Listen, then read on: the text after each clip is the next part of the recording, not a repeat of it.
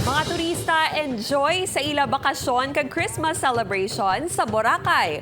Otoridad may hingyo sa mga nagabakasyon sa isla. Ini ang gitutukan ni Ashley Liza. Napuno ang Our Lady of the Most Holy Rosary Church sa isla sang Boracay sa ginpatigayon nga misa kagabi sa bespera sang Paskwa. Sa beachfront, madamo man sa mga tawo nga nagapaliwaliwa. Sa adlaw sang Paskwa, madamo ang aga pa nga nagpadulong sa beachfront para mag-enjoy sa mga aktibidad kaangay sang pamilya ni Jerry nga gikan pa sa Cebu. Dinala ko lahat ng pamilya ko dito para mag-try naman nila kung ano yung Boracay. Ganda ng Boracay ito lang. Si Angela, ginpili man nga sa ulugan ng Paskwa sa Boracay, kaupod ang barkada. Kasi ano naman po kasi dito, maganda talaga po kasi dito sa Boracay, kaya dito po namin isipang mag-celebrate. Padayon sa gihapon ang pag-abot sa mga turista sa Katiklan Jetty Port.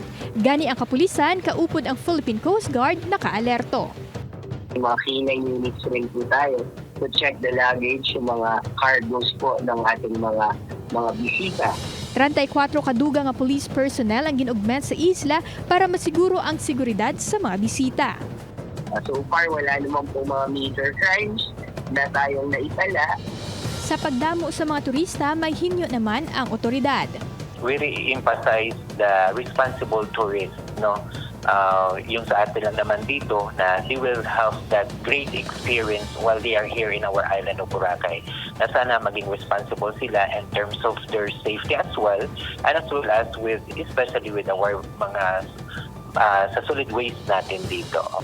Una naging pahayag sa Malay Tourism Office nga nalapawan na ang target nga 1.8 million tourist arrivals sa bunga tuig, bangod masobra na sa 2 ka milyon ang mga nagbisita sa Boracay humalin Enero tubtub Disyembre sa bunga tuig. Balita halin sa probinsya sang Aklan, Ashley Liza, 1 Western Visayas.